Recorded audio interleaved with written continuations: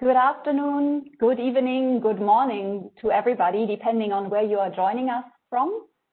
We are about to start the online seminar now, and please feel free in the meantime to already post in the chat which country or organization you are coming from.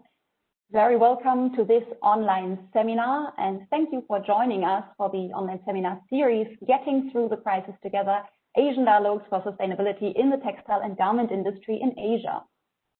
My name is Alexandra Behn, and I would like to welcome you all on behalf of GIZ, the German Agency for International Cooperation, and in particular on behalf of our Fabric project. I am coordinating our activities on regional exchange, and regional exchange in these times very much means digital regional exchange and online exchange, and it's my pleasure to be your moderator today. For those of you who have joined us before, you may know that GIZ Fabric started this online seminar series to look at different aspects of the COVID-19 pandemic's impact on the textile and garment industry in Asia. And so far, we have already held 10 online seminars in this series, and we were lucky to already have more than 40 different speakers and over 1,700 participants from across the globe. Very glad to see that, very glad to see many people dialing in again today. To give you some background about our online seminar series and what we've done so far, we have already covered a quite wide range of topics, starting from a status analysis back in April 2020, when we were still talking about the first impacts of COVID-19. In Seminar 2, we then discussed with representatives from brand in Europe how they experienced the crisis. That was at a time when consumption was going down, when shops started to be closed in Europe. We have looked at the impact of COVID-19 on business resilience in online Seminar 3. How can producers make themselves less vulnerable to external shocks? This is an online seminar that we co-hosted together with the ILO. And also together with the ILO, we looked at the potential of social dialogue in online Seminar 8, where we had representatives from H&M, from Chibo, and we exchanged with Kaiser Aung, a representative for worker rights in Myanmar. And in online Seminar 9, we then discussed together with the International Apparel Federation what choices are actually left for producers here in Asia who see themselves in this year full of uncertainty, of lost orders, of a trade war, of new requirements regarding health and safety in the production and in between government lockdowns in their country. 3 weeks ago, we then talked with Herman Leung and other speakers and discussed on the impact of digitalization and digital tools and how they can change production. And today, and that's the last item that is going to pop up on this list of topics that you see now, today we want to take a step back and we want to review where are we now on November 24, which is almost 1 year after the first case of COVID-19 has been detected. And it's several months into the series, Getting Through the Crisis Together, which we started in April. As I mentioned before, we have already had 10 online seminars. We're glad to host the 11th today on how are we actually getting through the crisis. And I'm very excited about today's discussion. And what we want to do is basically 3 things. On the one hand, we want to do a quick recap. So what actually happened this year in 2020 with COVID-19 for the textile and garment production in Asia? The second part is we want to check how has the conversation, especially on sustainability in the textile and garment industry, changed over the course of this year, and where are we now? And finally, we want to do an outlook on the changes that we expect to see in the industry in the future. And I'm really happy that we have gained 4 wonderful speakers who are taking the time to join us today and that I'm lucky to have a conversation with. So let me give you a short outlook on what's actually going to happen in the next 80 or so minutes. As you can see, we are right now in the welcoming part, and I will conclude this welcoming and introduction in a moment with some more technical advice, especially for the people who are just joining us bit by bit right now. Then we will do a quick audience poll with all of you and then start our panel conversation with the 4 speakers. You see their images here. Edwin Key, who will also hold a short input in a while, CEO of HKRITA. We have Miren Ali, the director of BGMEA, and member of the STAR network of regional producer associations. We have Dr. Stephen Frost from Go Blue and CUHK Business School, and Mark Beckmann, project director of GIZ Fabric. I will tell you a little bit more about their CVs before we start off the panel conversation. Finally, we will have a Q&A with your audience questions to engage you as much as possible. Now, let's move over to some housekeeping rules. First of all, before we kick off the seminar, I would like to inform you that you are in listen-only mode, which is a polite way of saying you are muted at all times. I kindly ask for your understanding, but I think that's much easier for all of us to avoid background noise. And it's not because we don't want to hear you. We actually do want to hear you, and very actively so. And for that, I would encourage you all to use the chat box very heavily. So as I said before, you find it at the bottom right. You may have to click on the 3 dots at the bottom, and then please feel free. Just make sure whenever you post something, the settings are set on for everyone. So this is really important. Otherwise, not everybody, especially from the organizing team, my colleagues who are helping me choose the questions later on so that we can cover as many topics as possible, they need to be able to see your questions. So for that, the setting to everyone is really, really important. And the second housekeeping rule I would like to mention is that this online seminar today is being recorded. This also means we will share a link to the recording after the seminar with all of you, so you can rewatch it or share it with your colleagues. This much, first of all, on the technical settings. And before we start, let's have a very quick look on who we actually have among the participants today. So we have done some quick analysis. You see the participant list is growing on the bottom right, but based on the people who registered in advance, we can tell you a little bit about the countries that are represented on this call. And you can see about 2/3 are either from South Asia, East Asia, or the ASEAN region. So we have about 2/3 from Asia and a little less than 1/3 from Europe. And then if we look at the types of organizations represented, I'm really glad to see that we have a quite diverse mix. We have about 1/3 from brands and retailers. We have people from development organizations, civil society. We also have manufacturers on this call, which is always really, really good, and worker and employer organization representatives. Very glad to have you all here. Now, before I introduce our 4 panelists in more detail, let us have a quick audience poll, and I will show the results to all of you a little later. So we have 2 questions that you can see at the right-hand side right now. Please make sure you answer question 1 and 2 before you click submit, because otherwise you cannot get back. And we want to hear from you. Do you feel that the level of cooperation between industry stakeholders has become stronger during the COVID-19 pandemic, or has it been affected negatively? So the more cooperation you perceive now, you would go for option 1 or 2.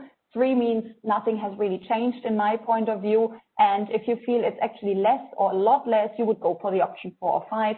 If you feel I can't really answer that question right now, don't worry. Option 6 is I'm not sure, so you can go for that one.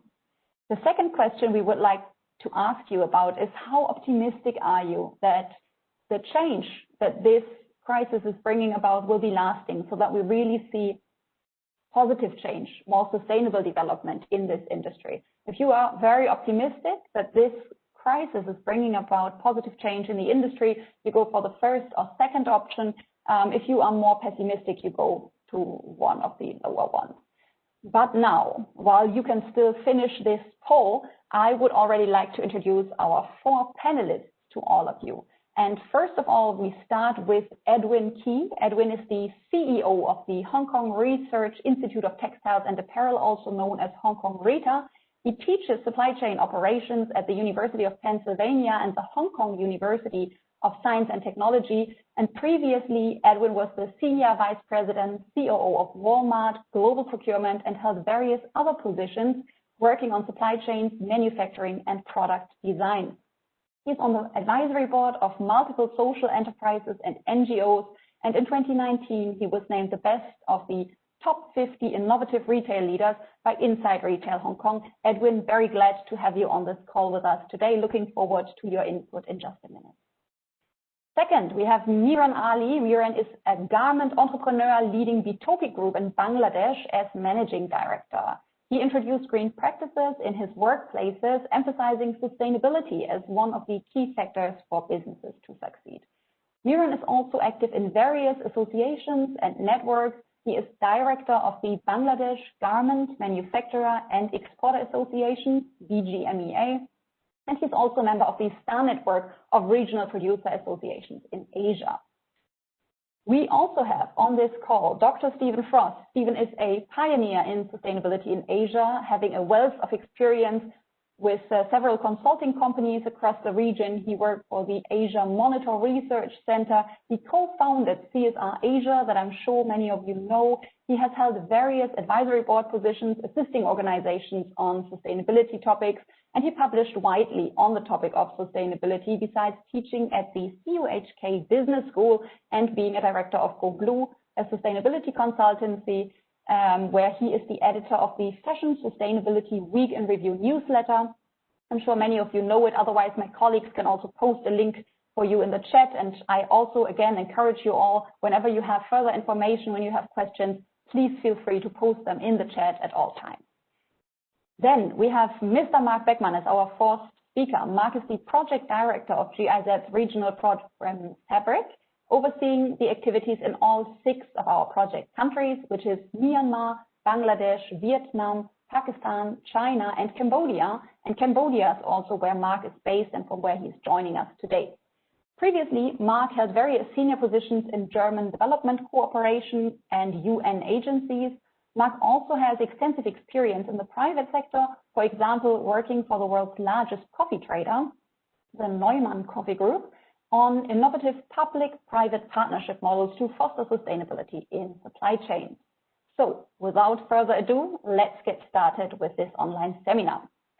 And I would actually like to kick off this conversation now with Mark, introduced last and now the first in our conversation. Mark, as I mentioned, you are the project director of GIZ Fabric, the project which is also hosting this online seminar series, and also the project that helped set up the STAR network that Miran is a member of. I remember well how we were discussing earlier this year that we have the impression that somehow this COVID-19 could become a bigger issue. Well, little did we know back then, it has become a huge crisis since then. And we were discussing in our project different activities in response that we could do to counter this pandemic. Could you give the audience some more insights on why the GIZ Fabric project actually started this online seminar series, and also how you perceive the situation in the region right now? Thank you very much, Alex, and a warm welcome also to all of you from my side here from Phnom Penh. I think it was really clear relatively early that the pandemic would have a huge influence on our sector and on the region. In a region where 65 million workers live from the textile and garment industry, and where their families also depend on that, I think it's hard to overstate the impact that the pandemic has on the socioeconomic development of the region. And especially also on women who represent a large part of the workforce in the sector. And I saw that 25% of our audience is from Europe. I think that sometimes it's really difficult still to imagine the impact, the consequences this pandemic has in socioeconomic terms on the region. So the ripple effects are really very visible in the economies of our partner countries, and of course also in our sector. So we started this webinar really to provide a platform for the exchange in and with the region, because we see, as Alexandra already mentioned, our role as Fabric in really supporting our partners in regional collaboration, in knowledge exchange, and the dialogue about joint positions. And in terms of the impact of this pandemic on the supply chains, I think it was very clear early, and it is still very clear, that there needs to be a platform to provide this space for exchange and dialogue within the sector, but also with the sector, with the region and other regions. And there's also really, I think, an important role in supporting joint positioning of the producer countries. I think we'll come to this. So as Alexandra mentioned, we work with the STAR network, a network of 9 producer associations who actually used also this space given and the opportunity that the pandemic maybe also presented to come up with a joint statement to express their challenges and their frustration to a certain degree with the situation. So to come to the second part of your question as well, in terms of what we see in the different partner countries, I think obviously, as you probably are aware of, the situation is relatively different from country to country. We received, for example, in Myanmar, a partial lockdown since September. There are 223 factories that have filed for temporary or permanent closure.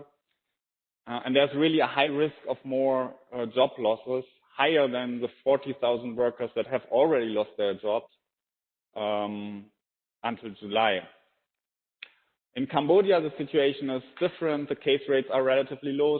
Factories are open, but it's still estimated that 250,000 workers have been affected by suspension or job losses.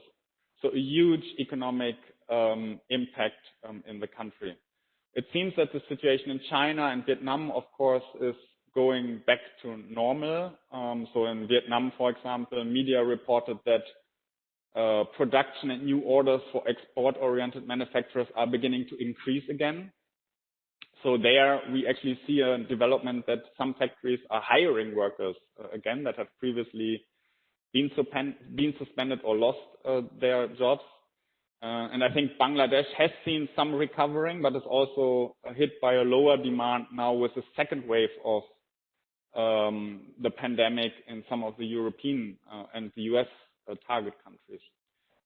So we see the impact is really different from country to country, which is, of course, also an opportunity to learn from each other, because what one country has been going through might now provide some learnings for the other countries in terms of how to live up to some of the challenges that are presented in this situation. What is very clear to me to conclude with that is that the crisis has really put the spotlight on the core of the problem in the sector in terms of vulnerabilities to external shocks and especially the socioeconomic impact in the producing country. So there's therefore really a need for producing countries to exchange among themselves on these common challenges. I think today, after or within these crises still, when we talk about sustainability, we talk really much more than before about how the buyer-supplier relationships need to change to make the sector more sustainable. And I think that will also be one topic of our conversation today. What has also become really clear is that the challenges, the complex challenges of the sector can only be addressed if stakeholders work together, which again is one of the areas in which our Fabric project, a project funded by German Development Corporation, wants to support our partners. And we see the discussion today as a contribution to that. So thanks very much for the moment, and over to you, Alexandra. Thank you. Thank you very much, Mark, for giving us this rough overview, stressing that the situation is, of course, very different in each country, but that this crisis clearly exposed vulnerabilities and that the buyer-supplier relationship is something we'll look at in our discussion later on. One of the countries, you mentioned our partner countries, is Bangladesh, and I'm very glad that we have Miran on this call with us. Miran, you've been with us on the very first online seminar of this series back in April, and that was at a time when things were much less clear. And I remember you said back then, there will be a shakeup in the industry, but we must make sure that the workers are secure in employment as much as possible. Now, from your perspective, as a producer in Bangladesh and also as the director of BGMEA, what's the the situation for you right now, and where do you see common challenges that producers face across Asia? Thanks, Alex. And it's funny because when we started this series back in April, we were in the midst of what I could only call an existential crisis. It would appear at that time, it appeared to us that there is absolutely no other way forward, that when we were talking about a shake-up in the industry, we were thinking about myself not being around here. So, positive, we're still around, we're still there, we're still fighting. Negative, we don't trust you. We used to trust you guys before. And when I say you guys, I mean the buying community. There was the buying business, not just in Bangladesh, but across the region, primarily dependent upon a bizarre level of trust. We trusted any customer who came across here, whether it's Bangladesh, Vietnam, Cambodia. We trusted our customers to honor their orders without a letter of credit, without any other bank instrument. We had that level of trust. And what has happened throughout this crisis, yes, of course, we are out of the worst of it, but there was a well of trust that we had, which is now dried up. We are looking at a situation where ethical companies have, of course, reinstated, recovered, negotiated, and come to amicable solutions to a lot of these problems. And as a matter of fact, I'm very happy to inform that the number of factories, a number of buyers buying from Bangladesh who have not addressed their outstanding issues are insignificant, about only a handful, 3 or 4. Everybody else has pretty much addressed the key issues that had risen back in April. But some of the fundamental lessons that we have learned are still there. Back in April, I remember discussing with you that we, as an exporting country, have to diversify both our markets and the type of customer that we are selling to. If you happen to be an online-only retailer in Germany who specializes in selling pajamas and leisure wear, this is probably the best time that you've ever had in your life. If you happen to be a bricks and mortar fashion outlet supplying office wear, well, then you're dead. So what we need to do as supplying countries is make sure that we are less dependent on particular types of buyers who retail in a particular channel. So we need omni-channel, we need a combination. Online, omni-channel, northern hemisphere, southern hemisphere, emerging markets, traditional markets. That is, I believe, one of the fundamental lessons that we must take back from this experience. The other thing, to be fair to the people who are buying from Bangladesh particularly, is that in this time, with the second lockdown, we have not seen any knee-jerk reaction coming from the main customers buying from Bangladesh. And that is a good sign. That means that people have learned how to adapt their reactions to the circumstances, which are obviously constantly evolving. So throughout this second wave of the crisis, what we have found is that buyers are being more transparent. They are discussing with us as suppliers, both as BGMEA and as suppliers, on what actions they're planning to take. Yes, everybody's taking actions to mitigate their risk, but at the same time, this is now more transparently done, more in discussion. However, that transparency and discussion is being done with people who will remain in the market. Now, the funny thing that you see in Bangladesh is that we still see investment happening in the garments industry. We still see factories expanding.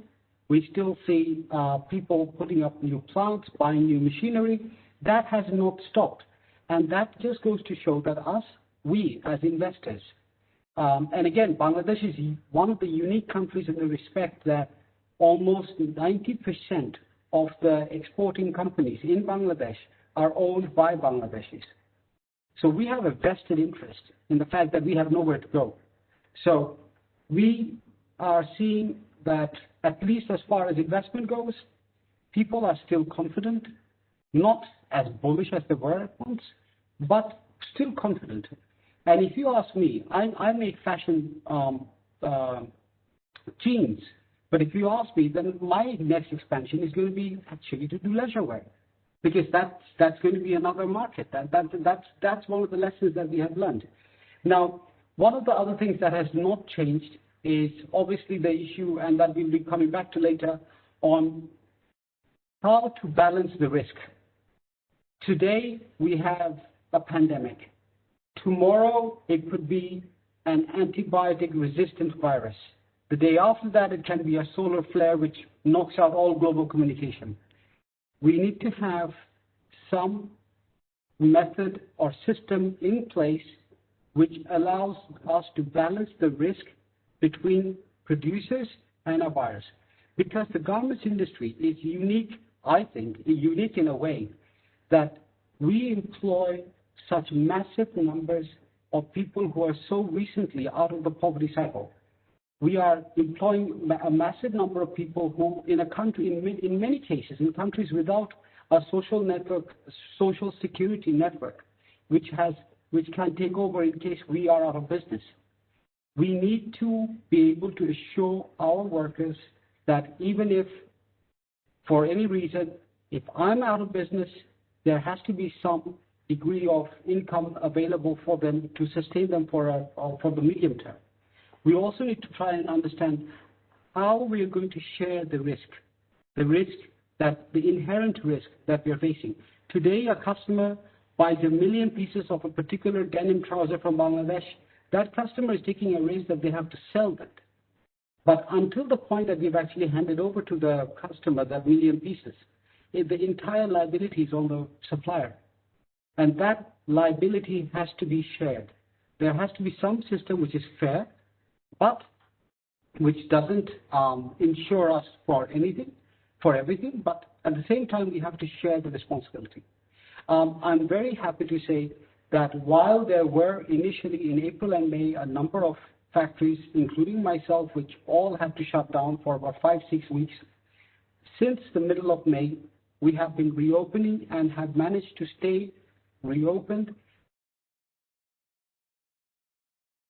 COVID control protocols that through the BGMEA continuous inspections, and by the inspections done by the police and the government, factories have continued to maintain. Even today, we have sent an SMS to every single factory owner saying that there will be surprise inspections by the BGMEA to ensure that people are maintaining social distancing so that people don't become complacent.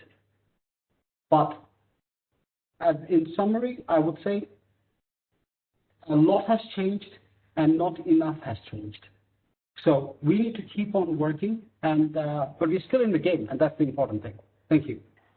Thank you very much, Miran, for showing this very diverse picture, and I'm very glad to hear that you also see the silver linings, the good things, the communication with some of the buyers that has been very transparent, and I very much like your appeal also to other producers to say you have to diversify your markets in different ways, and the urge at the end that risks need to be shared and balanced, the topic that we have been discussing on this series, especially in Seminar 3 on business resilience. But as you said, this is one pandemic, who knows what is next, and we are talking today about the broader changes in the industry.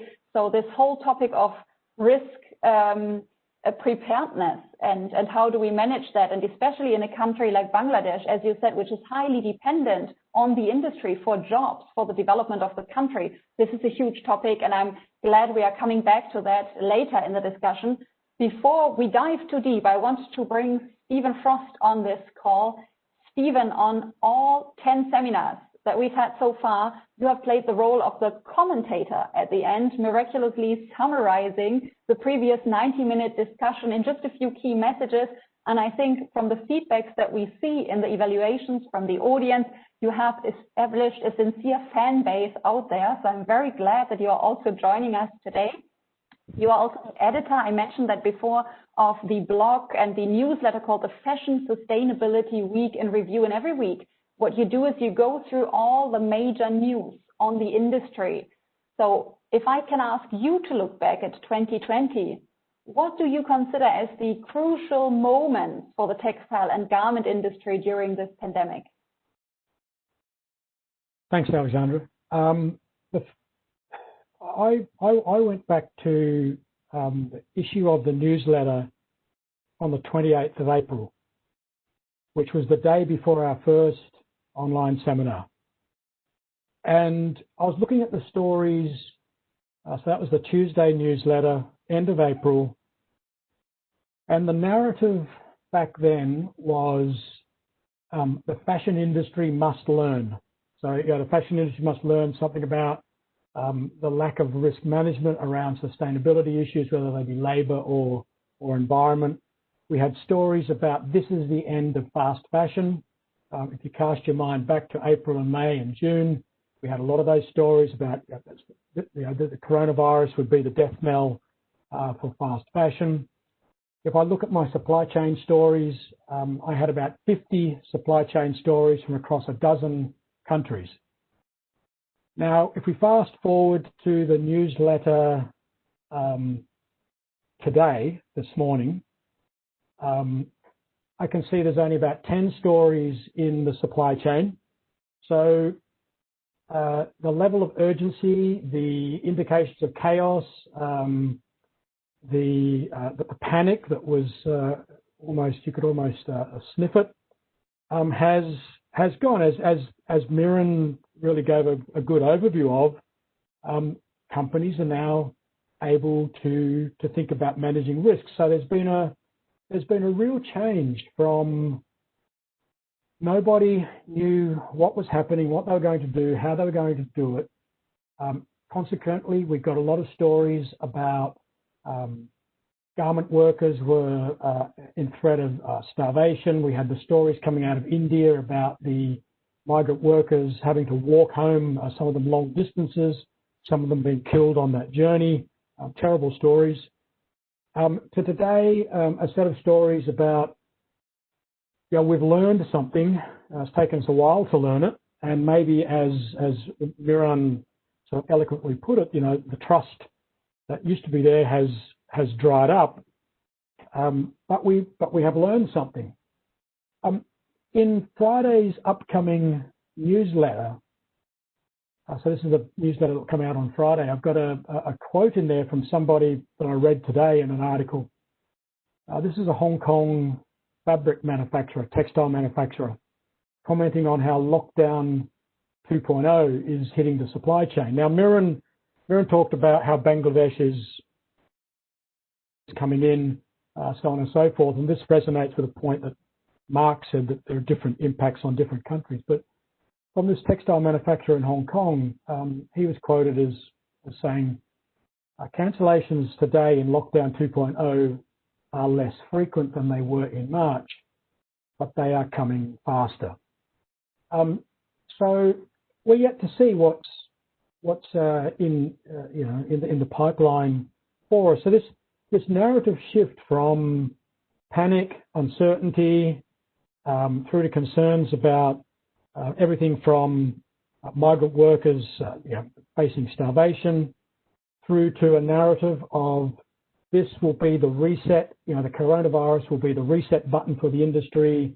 The companies that are not dealing with sustainability in a meaningful way will drop by the wayside. Has been overcome by once again a story in today's newsletter that what was I looking at here before? Fast fashion shopping habits jumped by 46% during the first UK lockdown, a new study shows. So despite the prognosis that fast fashion, back in April or May, fast fashion was on its last legs, fast fashion has shown itself to be well and truly booming and some of the fast fashion companies, certainly the online companies, as Miran alluded to. If you're online, if you're selling certain sorts of gear, then yeah, maybe your business has never looked so good. And I think with the lockdown, I think with people's uncertainty over their wages in the buying countries, the major buying countries, means that cheap fashion is certainly here to stay. And then the last thing, I think the last thing, you know, back in January, so in my newsletter, as many of you will know, in my newsletter, so twice a week, I put in new jobs in the textile and garment industry and sustainability. So in January, we would see every Tuesday and Friday about 100 jobs, and every issue I'd be putting in somewhere between 10 to 20 jobs, and 10 to 20 jobs would fall off. So keeping even at about 100 jobs. By the end of May, that had dropped to 13. So it's seen about a 90% drop in sustainability positions in textile and garment industry companies. In today's newsletter, we were back up to 60. We're not back up to 100, but we're back up to 60. So there was this massive drop in, you know, companies just stopped hiring, as you'd expect, but sustainability just collapsed in terms of jobs. People lost their jobs. There were no new job openings, but they are coming back. So that's been one it's been a little bit surprising to me at how quickly they've come back. That's kind of a high point, I guess. But that's what I've sort of seen, you know, thinking back to our first webinar, our first online seminar, to today. Thank you very much, Stephen, for this overview. And yeah, tough topic. Fast fashion on the rise, where's sustainability? And I would like to come back to that point in just a bit. But now, let's not leave Edwin waiting any longer. Very glad to have Edwin Key on this call with us as well. Edwin, you have a long history of working in retail and procurement for consumer goods. HKRITA is also collecting a lot of data on industry trends, on consumer trends, linking very well to points that Stephen has just made. And I remember seeing you myself as a visitor of an online seminar by the GIZ FABRIC back in March, where you talked about changes you predicted in terms of consumer behavior.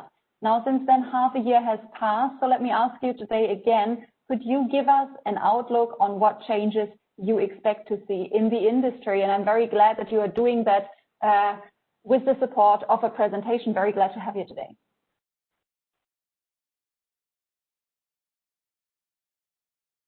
To be here, and thanks for inviting me and including me in this event. I want to talk a little bit about some of the things that we are seeing. Next slide, please. And what the new normal looks like. And next slide. What we're seeing is that there are going to be winners and losers as a result of this pandemic that we're going through. And let me explain what I mean by looking at some of the big trends to begin with. The next slide. There was a recent study about what people are worried about globally. And naturally, the things that are on people's mind, number one and number two things that most people are worried about is first the pandemic, the coronavirus pandemic that we're in right now. And the number two right behind there is unemployment. I think there are actually three big events that we should be thinking about and which we are dealing with right now. Next slide, please. And the way to look at it is through this cartoon that I found, that we have this pandemic and we hear every day now announcements about new vaccines. So it is something that we're learning to manage, learning to live with, and looks like we will be able to fix this one. But right behind that are some of the symptoms that we see of the next big challenge, which is this economic challenge, this recession that is coming up as people lose jobs, as we slow down economies, as we slow down things like travel and holidays. There are going to be less demand and less employment, which may impact all of our businesses. But right behind that, the challenge for the decade is still climate change. Climate change hasn't slowed its pace or changed its course as a result of these first two waves that we are living through right now. And that is something that we should sort of keep focused on and think about everything that we're going through holistically through all these three events that we have. Next slide, please. A recent study out of Harvard Business School talks exactly about this subject that we want to explore, which is how do we get through this? How do we come out of this crisis and how do we keep ourselves whole. Next slide. And what you see from this study is that there are some suggestions, some insights from this. First of all, the suggestion is that we should assume that nothing is going to be the same after this, that people have changed, economic situations have changed, communities have changed, marketplaces have changed. So the first thing we have to do is to learn very quickly and adapt very quickly. You know, at the beginning of the year, we were living through a lot of uncertainty, a lot of noise, and a lot of unknowns. It's called a novel coronavirus because it's a new coronavirus. It's a new event that we're going through and we're living through right now, and that is why there are all these crazy reactions that we had to live through, because people really didn't know how to live and react to this. There was no playbook for this. So immediately to the point that Miran made earlier is that one of the great suggestions there is you have to sustain your ecosystem. It's no good that you survive, your company survive and come out of this, but all your consumers are in trouble, so there's nobody buying your goods. On the other hand, it's no good that you survive and there's nobody making goods for you. So the entire ecosystem that you operate in has to maintain some degree of health. And so we have to be concerned not only about what happens within the four walls that we operate in, but the entire supply chain, the ecosystem that we use and make everything that we do possible. So next suggestion is change your value proposition. And that was mentioned earlier too. Hey, everybody is working from home right now, so they don't need more suits and ties. They probably need more sweats and t-shirts. People feel they need things that they didn't need before to help them keep themselves healthy and to be protected. And then finally, to communicate. What did we learn? How we knew.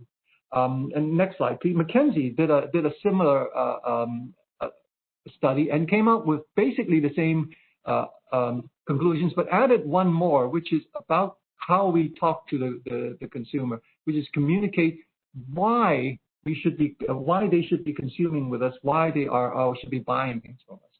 The next slide, please. It talks a little bit about that subtle but very important change in consumer values. That before this, before the pandemic, consumers were worried about the aesthetics. I want to look good. I want to be fashionable. Now the value is I want to feel safe. I want to feel good. I want to be more secure about what I am and what I'm using. I want to understand more about the products I'm using. In the past, consumers are happy to be passive, are happy to let things happen with faith and trust that somebody else will take care of it. As long as they're not contributing to the problem, they feel that's okay. Now that we have these collapses of systems, everybody wants to be much more in charge of the way they live, the products that they use, the environment that they're in.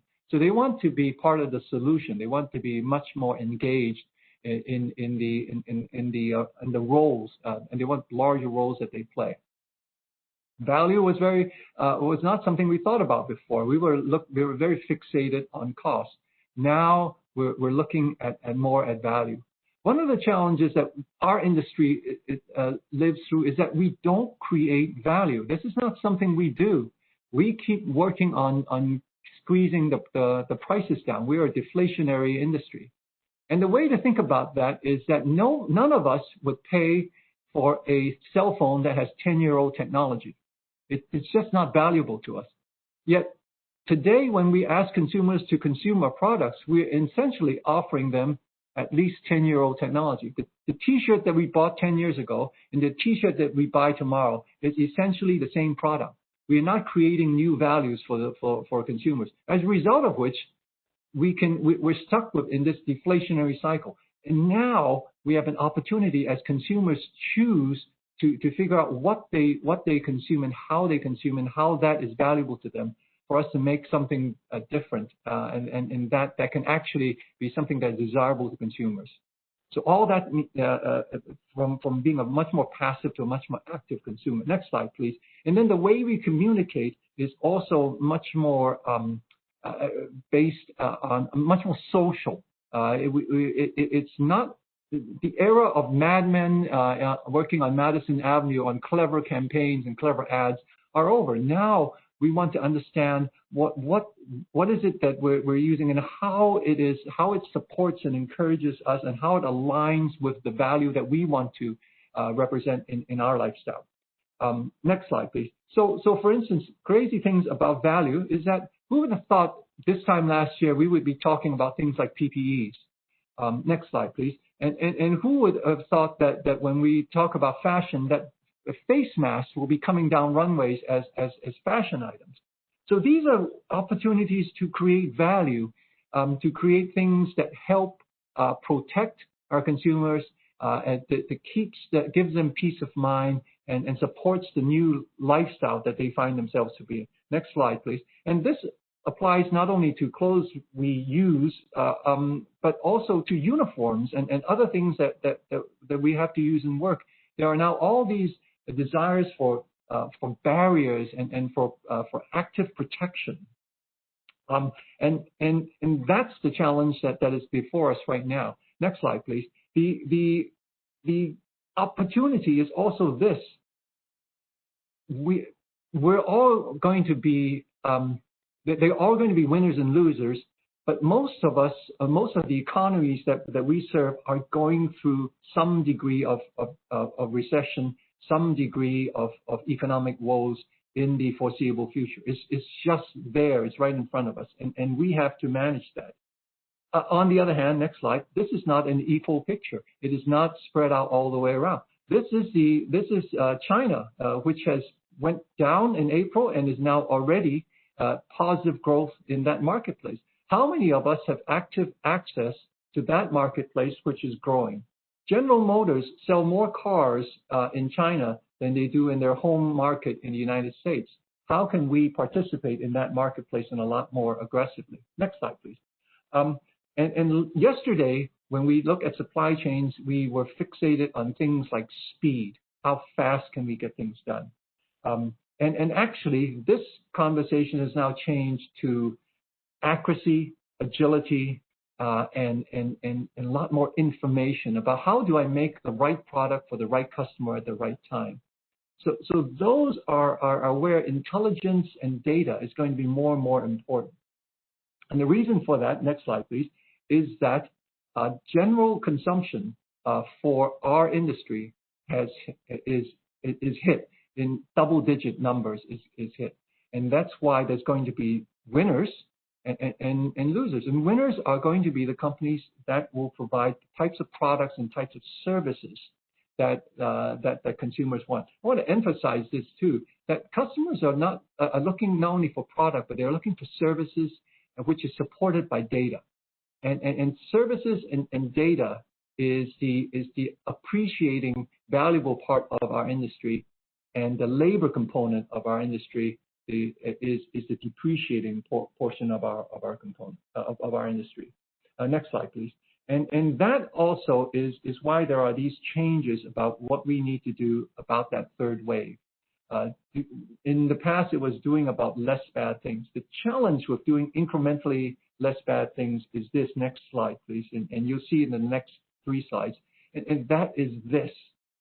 We can't incrementally get ourselves out of trouble because of this radical increase in carbon emissions around the world in our lifetime. Look at how this has grown. Next slide, please.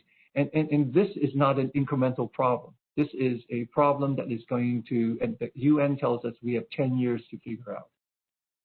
Next slide. And this is just different slices of how we look at this, where the emissions are going. And all of them tell us we're growing and we're heading into a point of no return.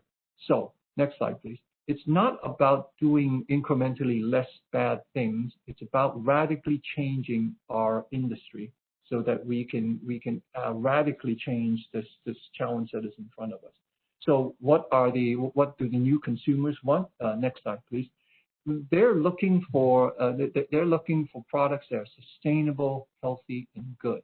Right? Sustainability is about recycled content, but also is about products that are good for us. Healthy is talking about new functionalities, which protects us and which is easy to take care of, and it supports the new lifestyle that we live.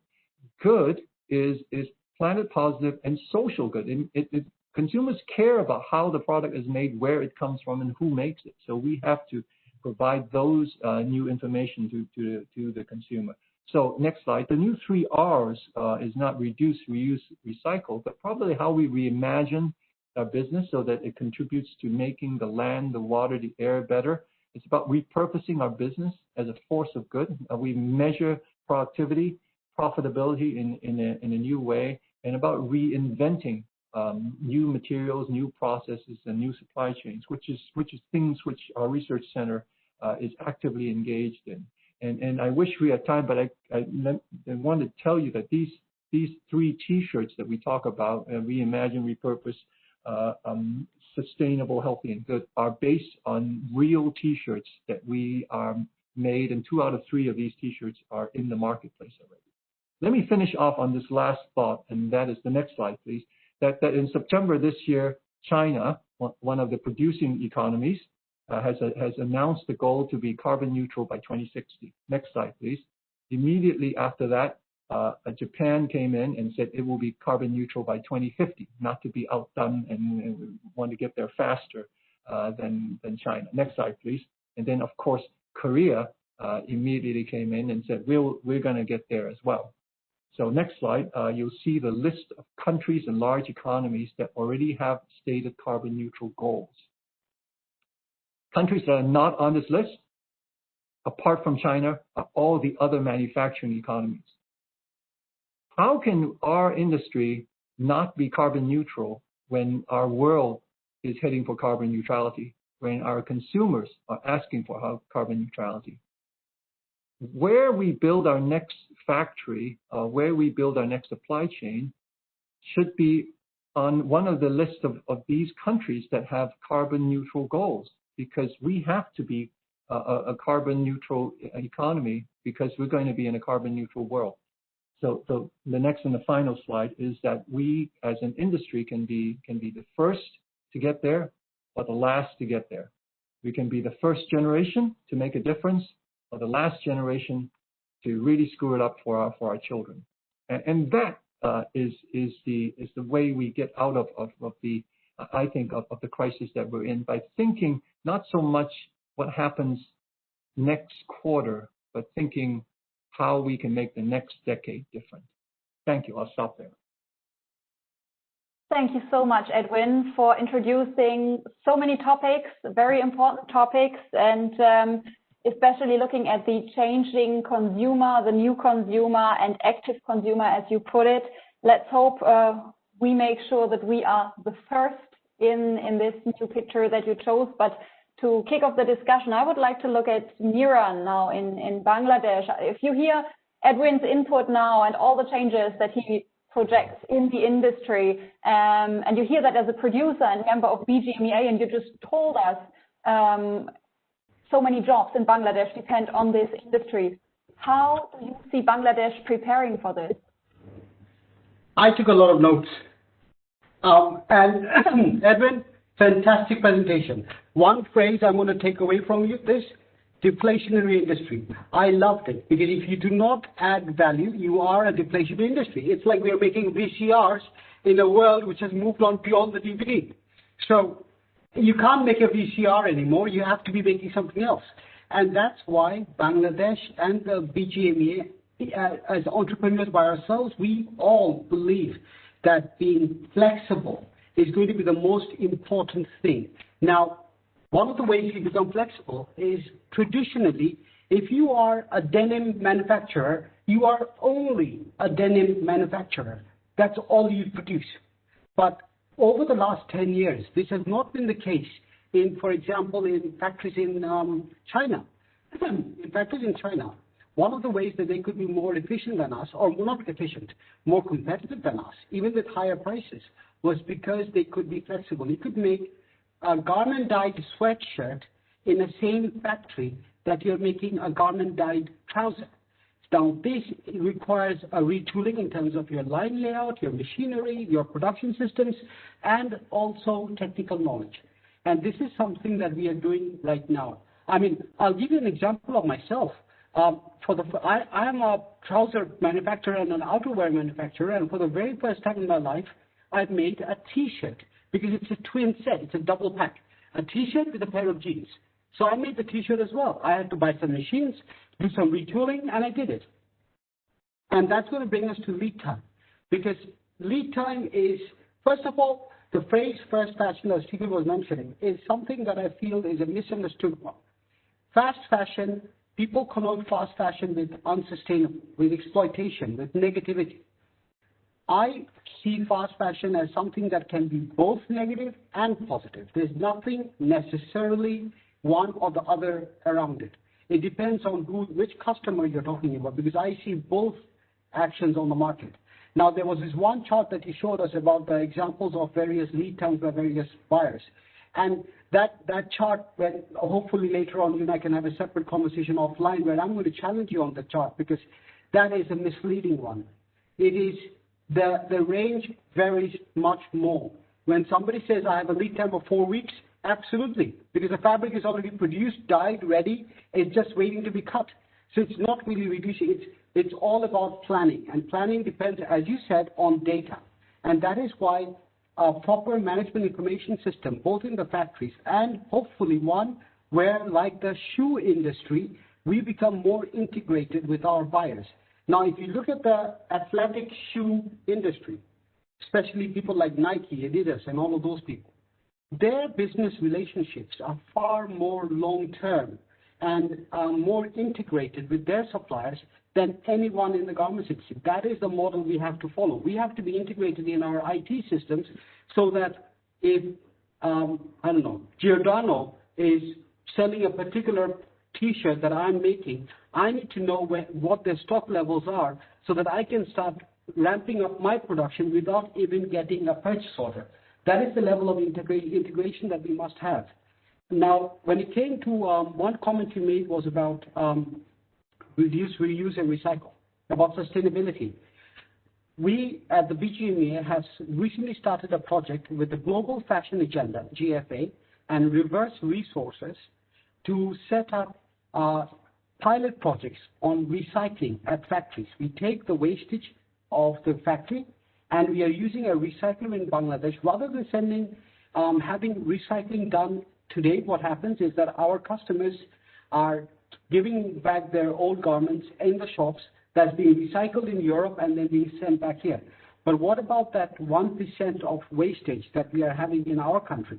That 1% can make up a massive amount. So now we are working on a project to try to recycle that and sell the recycled yarn. Because we have customers, I, for example, have a big Swedish customer where all denim trousers made by them, it has to be 30% post-consumer waste yarn. Now, that means there's a huge demand for this material, and we have it. We're sitting on it. One of the things you mentioned was about carbon neutral. Bangladesh has, through our government agency on sustainability and our SDG goals and our SDG authorities, we have set up a new pilot project, which is unfortunately delayed by 6 months because of the COVID virus, but which will be going online early next year, when we will be actually starting roof-mounted solar power plants in factories in a mass scale. So we are actually going to have initially one factory, but a big factory, which is going to be 75% solar power. In Bangladesh, the only viable renewable energy source we have is solar power.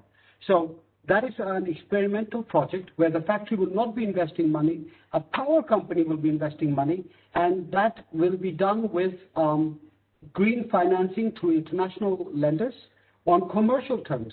It's not a giveaway, a gift, or a donation. We are actually paying for the solar panels in installments over 5 years. At the end of 5 years, the manufacturer owns the solar panels, but rather than having to put up the $3 million that you need for a 2 megawatt power plant, you actually just pay in installments to the power company. Power company borrows the money from the World Bank or the IFC or somebody like that. So this is something that we're going to use as a model in Bangladesh for other factories to follow as well. And that is going to make it very, very important. Last comment, I see Alex is moving. Sustain your ecosystem. And that comes back to what I was saying in my first comment. Initially, April, it was forget your ecosystem, we need to survive. That panic reaction, that knee-jerk reaction, that's gone, thank God. Now, everybody does want to sustain their ecosystem. Well, now, how vast or spread out that ecosystem is going to be, that's going to be a different issue.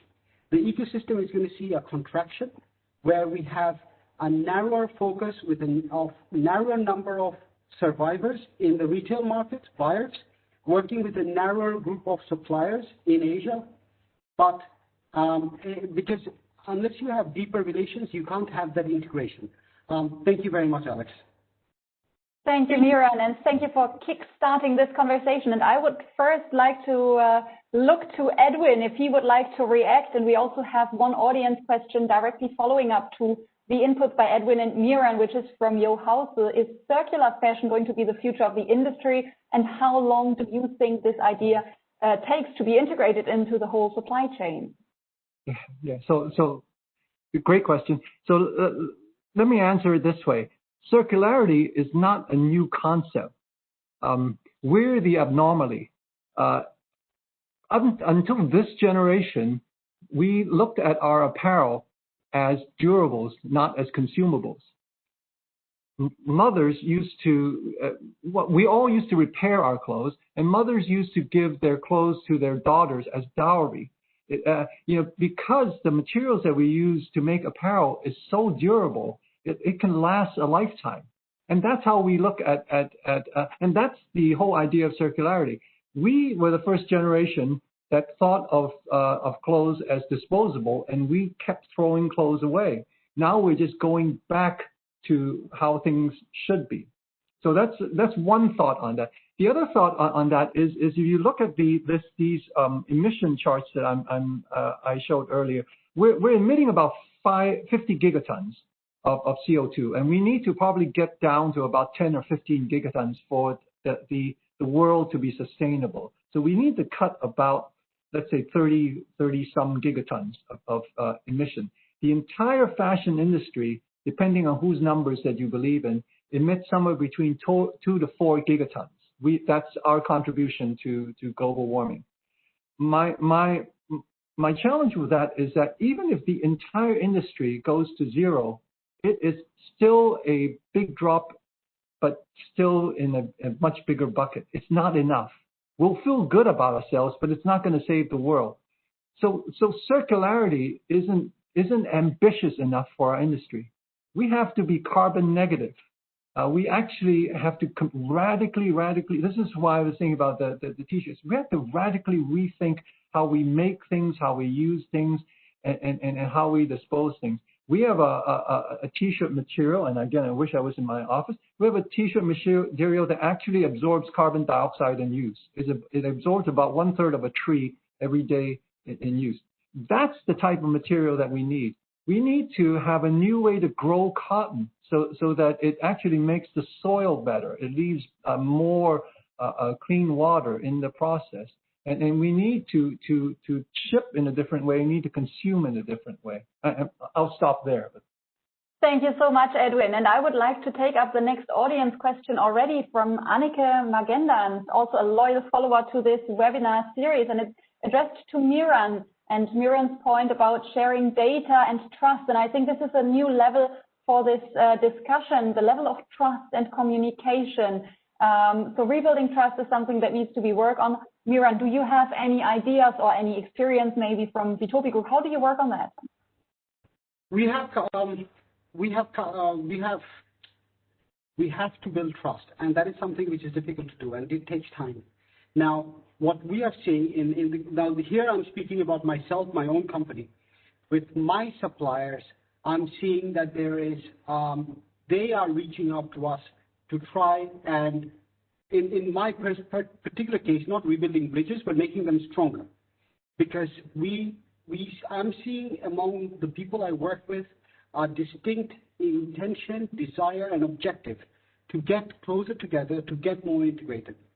The trust deficit really is going to come not with the big 5, 6 suppliers, the buyers. It's going to be coming with the vast secondary tail that we have. That is where we're going to see a problem. The big brand name, ethical retailers, they are working actively on building that trust. And this is something that just prior to this meeting, we were on a call with another UK retailer, and they are trying to do this as well. Everybody's trying to do town hall meetings, discussions, talking, getting feedback.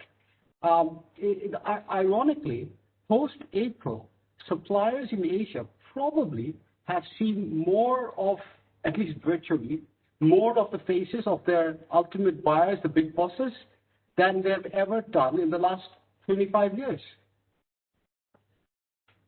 Thank you. Thank you.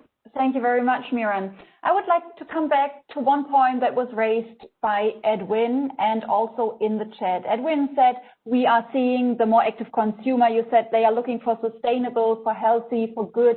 Yet we have Sabine Anton Katzenbach on the chat mentioning a report from German fashion consumers actually saying that on supply chain habits, at least during COVID-19, this showed that people are less focused on social aspects. And I remember Stephen and I actually had a conversation the other day when we saw, the Singles Day here in China, Double 11, and sales skyrocketing to an incredible number of, I think it was 583,000 orders per second.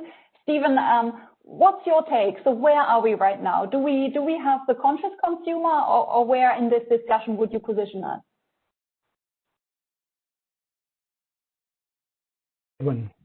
I'm first asking you, Stephen, and then Edwin to comment. Yeah, so there were 583,000, in Singles Day sales in China. There are 583,000 sales in 1 second. Not all of them fashion, but a good chunk of those would be fashion. Look, I think this comes back to the difference between what people say they will do and what they do. I quoted something from the newsletter last week that mirrors something that Sabine linked to in the chat box.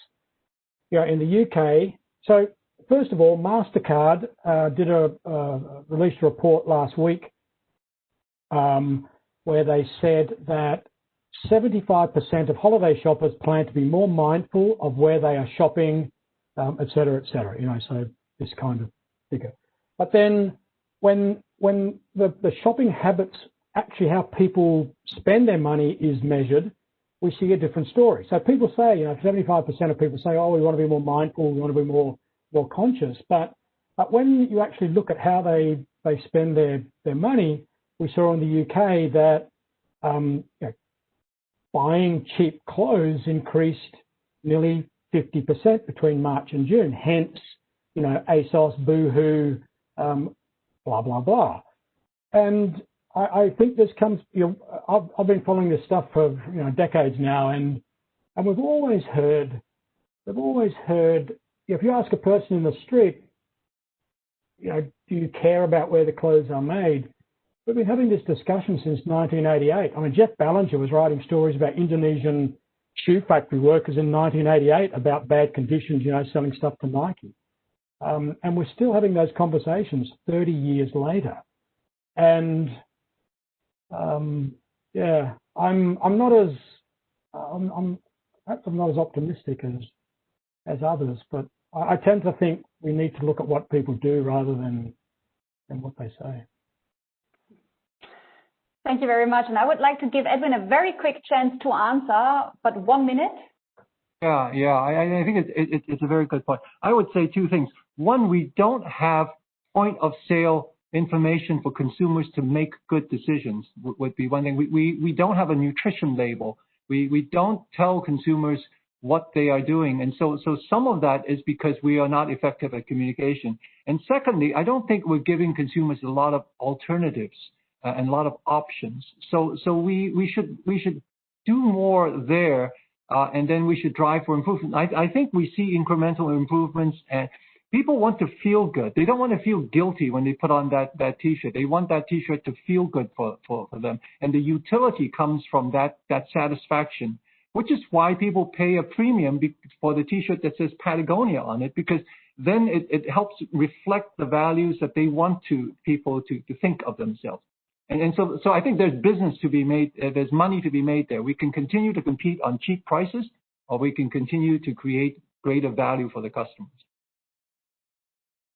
Thank you very much, Edwin. So people want to feel good, but can they? I would like to invite my colleague Lisa Schröter for a 1-minute, very brief input on the social implications of the crisis. So as of September 2020, almost half of all jobs in garment supply chain were dependent on demand for garments from consumers living in countries with the most stringent lockdown measures in place, where retail sales have gone down. So what does it mean for workers? Since the onset of the pandemic, up to 16 million garment workers have suffered job losses across the Asian countries.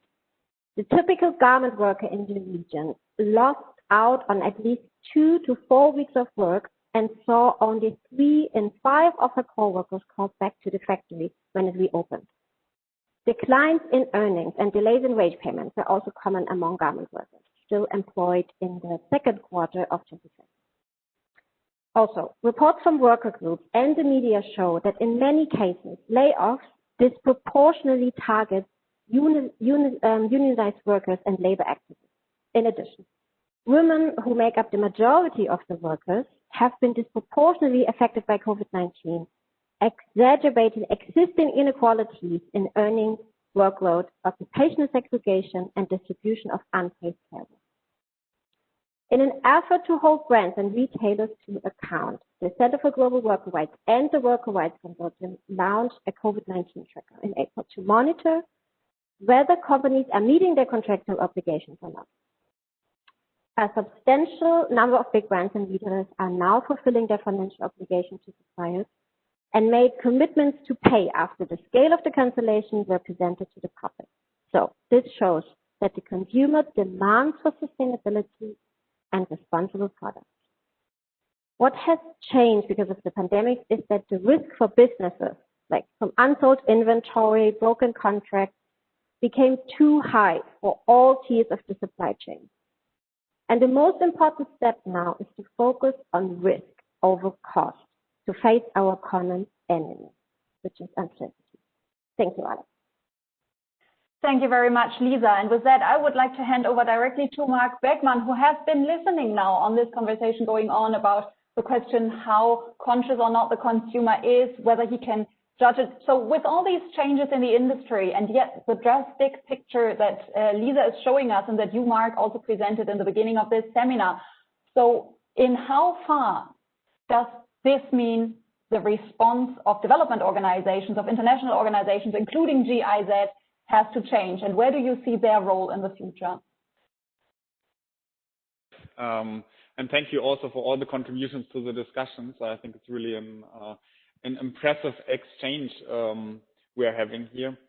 So, I mean, the role of development organizations, of course, on the one hand, we have to be modest. I mean, we are working with partners. We cannot kind of like help turn kind of like something around and then suddenly everything changes. But, I mean, I really found, Edwin, your presentation inspiring, and especially the slide with the 3 waves, because I think that's kind of like very fitting, because, I mean, my question is, you know, did we really, or are we living through a kind of like tsunami moment for the industry, right? I mean, and a lot depends on this, on how we use that also as an opportunity to build better, as we kind of like did also after the tsunami in parts of the region. So the difference now is, as you presented, we already know that there's a second wave and a third wave in terms of the economic impact and the impact of on climate change. But I mean, the question really is, even if consumer preferences are not changing right away, okay, I mean, that wasn't maybe to be expected that from one day to the other, everything changes in consumer preferences, but we will have to see what the impact of the this pandemic situation is longer term. But isn't there a special situation now to really take a fresh look at the sector and the big challenges that are there, and then try to forge new partnerships that address some of these complex challenges? And this is where I see the real opportunity, and also the role of development organizations. And it's exactly what you said in the end of your presentation. This is not about incremental change. I mean, so this is not kind of, reducing a little bit of renewable energy here, or doing something with minimum wages in another place. This could be, if we use it right, an opportunity really to look at the big systemic changes of the industry and create new alliances, new partnerships to address some of these challenges. If that works, if we really, going to have lasting change because of that, we don't know at this moment. But I think due to this really significant impact of this crisis, there is at least the situation where everybody takes a step back and says, like, okay, look, I mean, we have to do something, and there are further risks coming. We cannot ignore this like we did ignore the pandemic risk. So we have to do something to make the industry more resilient, to reduce the risk, to share risk, to make sure that the economic and social benefits will still be there a couple of years from now. And for that, I think we really have to start working together in a different way. And to contribute to that, I would see that as the role of development organizations, of course, together with the industry and industry stakeholders. Back to you. Thank you. Thank you very much, Mark. And with that, I would actually like to call on our poll results, because you remember we did an audience poll at the beginning of this seminar, and let's have a look at what they said. So the first question was asking, do you actually feel that the level of cooperation has become stronger? And I do see quite some people here being relatively optimistic that it's getting better. I think we have 40% who are very optimistic or optimistic. We have 11% saying it gets worse. So there is some optimism that the engagement is increasing. Of course, we also have a lot of people on the call who are working on sustainability, which may bias our findings a little bit. If we look at whether or not people are optimistic that we will have lasting change, it's a similar picture. We have 40% being optimistic or very optimistic. 9% say they don't see change, and 11% actually think it's getting worse. So this is a very mixed picture. With that, I would like to hand over to Miran, and I would like to come back to this collaboration topic. What are your experiences, Miran, and what, if we look at the transparency discussion, but maybe also at the topic of purchasing practices, are your thoughts about these points that we bring? Well, here I would like to talk about the STAR network a little bit, if I may. So the STAR network is a sustainable textile Asian region. And it is with the Fabric project, it is made up of the trade associations from Pakistan, Bangladesh, Cambodia, Vietnam, and China. Now, one of the challenges of this crisis, in the absence of the STAR network, would have happened would be we would be completely in the dark about what is happening in other countries, and what is happening in other countries, especially in the Asia region, where we're all working on relatively similar lead times with similar customers. This is very important for us to really take business decisions, to understand how to react, to know how to judge what to do moving forward. Now, what we have done through the STAR network is built up through a number of years a level of trust between the different trade associations of these countries, where we actually share information on what is happening in our industry, not necessarily what is in the news, but what is actually happening on the ground. And that gives us some tools with which to approach our respective customers better. Now, in regards to purchasing practices, this is something that we really need to work on. We need to have a win-win solution which is not based upon grandstanding or big statements, but a pragmatic approach on how to share risk. Of course, risk will be shared, but there has to be some equitability in this. There has to be some sort of accountability. And this is something that we need to work on. Alex, do you have any more questions for me? Not at this moment, and thank you for mentioning that, because I would also like to remind again the audience, we are coming slowly but surely to the end. I have one final question to all speakers, but I would also like to give the audience a last chance to follow up on all the topics that we have raised in this conversation. And I'm also checking the images of Edwin, Mark, and Stephen if they would like to react on what has just been said. Otherwise, I would like to ask all of you, so with all these changes and trends that we are discussing in the industry, for all the producers that are out there that are maybe listening to this call, and for all the organizations that are working to support producers and thereby also the workers in this industry, what would you advise them? What would be your recommendation for them to profit from the opportunities that are out there? We've always in between heard about opportunities, about trust, about relationships, about communication.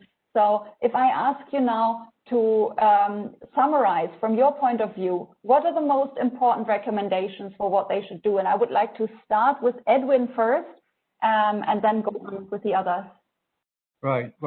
Thank you. Well, a couple of thoughts. So one, this idea of data and sharing information, I think that is important. That the value of that is data is getting more and more valuable in the world that we live in. That is the entirety of the business of companies like Alibaba. And the reason why we want to share data is that it is a win for everybody. By having accurate information, we can reduce the inventory risk for the consumer, for the retailer, so that they make what they sell and they sell what they make. And accurate information means that we know what to dye, what to make, and where to ship these things to. And that's the challenge, and that's the opportunity. And that transparency allows us to have traceability and the consumer has visibility into the supply chain, which is much desired value. One final thought is that I think buyers are in countries like Bangladesh and Cambodia not because they like that country. They're there because it's cheap, right? Or it's cheaper than the next country that they can be in. And we need to change that motivation, because that is not the basis of a lasting relationship. We should create value by being the exclusive source of some material, some service that cannot be replaced easily, and some supply chain ecosystem that is so that cannot easily be moved and is not so portable. That's how we can that create value, and we can have living wages, and that's how we can have more security and stability in the supply chain that we operate. This is assuming that there are no villains out there trying to make our lives miserable. We just need to create more reason for them to be there in the first place. I'll stop there. Thank you very much, Edwin. And with that, I see both Stephen and Miran laughing, but maybe we start with Miran because Bangladesh has been mentioned here quite a lot. Miran, what's your view on this? Edwin, I can assure you we are not cheap. We are competitive. Vast world of difference between cheap and competitive. We win on, yes, we win on volume. Because if you want a certain volume of product anywhere in the world, made with a certain level of transparency, made with a certain level of, because Bangladesh has, thanks to the different safety initiatives, the most transparent industry in the world, bar none. There is no other country in the world where I can find, if you Google my name, get the list of factories that I own, in 5 minutes you will have the structural, electrical, and fire safety results of all those factories. There is no other country in the world where you could do that. We sell transparency, we sell value, we sell competitiveness. And that's what makes Bangladesh strong. And that, as a matter of fact, that has actually made us so strong that we seem to be graduating out of LDC status. So, which is a whole different conversation. That's another webinar. Now, the lesson to take away is to diversify your product, is to work on to see how you will give. All buyers are not going to be buying the same level of sustainability. There will be, it's going to be a wide range of product within the sustainability rainbow that you're going to sell. And you must find where your niche is going to be, whether it's going to be on eco-washing, for example, where you can identify and, by the way, put on the label how much water you used less than the other guy. And there is a measure for that. So that's going to be on that level of sustainability, on product development, also on product diversity, on being able to do multi-products for multiple countries. And going back to the old bar graph again, you need to be able to supply Boohoo, H&M, Zara, and Target, and Kmart, and Walmart, and everybody. You need to be able to be flexible enough to work with a range of people. That is going to be what is going to help you survive. Thank you very much. Thank you very much, Miran. And we will first of all move to Stephen, but then take up a few more questions that are just coming in the chat right now. Hi, Miran's given a lot of good consultancy advice there. My thing would be for producers to be more proactive in their engagement and relationship with their customers. My experience over the years, of more than 20 years of talking with factory owners, is if you get them alone or in a group with other factory owners, sure enough, within 10 minutes, the conversation will turn to the problems with buyers. But they never really express those concerns to buyers. They take a very, they're passive, and they're passive because they're worried about losing the relationship with buyers. I think now is the time for factory owners to be much more willing to stand up and not complain and whine about it, but to express the ways in which they could see this improving, from their perspective, and have a real conversation where both sides are active participants, not the buyers telling the producers this is what has to happen. So more proactive. Thank you very much, Stephen. And before I come to Mark, I would like to raise one question from Kim van der Wert from the Manufacturer podcast in the chat. And she has been starting the discussion in the chat before and just came back to the topic of better data and inventory. So Kim is asking, better data may reduce forecasting horizons and therefore risk, but forecasts will never be right all the time. So how do we make sure that the risk of unsold inventory is distributed more equitably? Edwin, do you want to react on that? Our forecast, demand forecasting today is so inaccurate that if we just get some slight improvements, we reduce the total cost of goods so much that it would pay for all the advertising and marketing that I can think of. So it's just getting marginally better. And then too, post-pandemic, we have to get away from regression analysis for demand forecasting and start using new tools. Big data, AI, and social media have a lot of information. Customers are talking to us all the time. We just need to figure out how to decipher and listen to them. I hope that answers some of that question. Thank you. I hope so too. Otherwise, Kim can let us know in the chat, but I would now move over to Mark. Mark, what's your take on all this? I mean, maybe 3 quick points from my side. One is that was mentioned already in terms of what is the advice to producers, and Miran, you said this, and Edwin, you too. Of course, diversification and creating value. On the other hand, I wonder from a development perspective, we also need to provide and strengthen capacities to do that, right? you mentioned these countries like Cambodia, Myanmar. They are not, the producers are not going to be able in all cases to do that themselves. Still, the industry has a really important economic role here. So there's, I think, a huge importance on strengthening the capacities in these countries to actually deal with the structural development of the industry. Second point I would like to mention is, and we talked about the importance of talking to your customers, but I think we should also not forget about talking to the workers.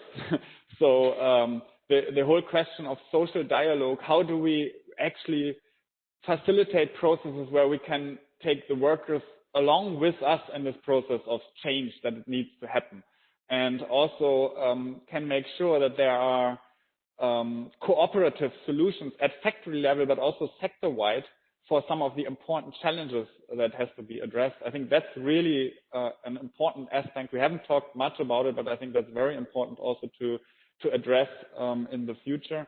And the third point I would just want to come back to that is really about partnerships. So I think if we have learned one thing from the pandemic, then is that really no stakeholder can do this alone. There's a role for governments, there's a role, of course, for industries at factory level, at association and sector level. There's a role for maybe international development assistance and for unions and workers. So we need to find a way to collaborate and working together, which is something that where we as Fabric and GIZ want to be a partner in this. And I think that will be an important part of the puzzle going forward. Thank you very much for all these contributions. It was really an exciting discussion. I could go on. Thank you. Thank you very much to Mark and to all our speakers. And as our participants probably saw, we have opened the evaluation poll for you, and we would really appreciate to get your feedback, to get your assessment of this exchange today, your wishes for future topics, and anything else you would like to share with us, which is really, really important for us. I think this conversation has also shown something that we all stress that we find relevant, which is the direct exchange. And I really love to see people like Edwin, who are sitting on a lot of data, who are working a lot with manufacturers here, discussing with Miran. And I think Miran was waiting for that question. So I think this is the kind of exchange where we want to bring producers from Asia with other knowledge bearers in Asia, with researchers, with development organizations. And I thank very much everybody who has contributed on the chat with additional resources, with other findings. We love to continue this conversation with all of you. I thank everybody on this call, and especially our speakers, Mark Beckmann, Edwin Key, Stephen Frost, and Miren Ali, and also Lisa Schröter, who is supporting our Fabric team here, who brought in the social dimension. I think we've heard a lot about all the changes that are out there. But as we have also heard today and seen on this exchange, there is still potential, and that makes the knowledge and therefore the trust and the communication so critical during times of crisis, so that we can, in fact, as this series is called, get through the crisis together. Thank you very much, everybody, for joining us today. Thank you to all speakers. Stay healthy, stay safe, and see you again on this series. Thank you very much.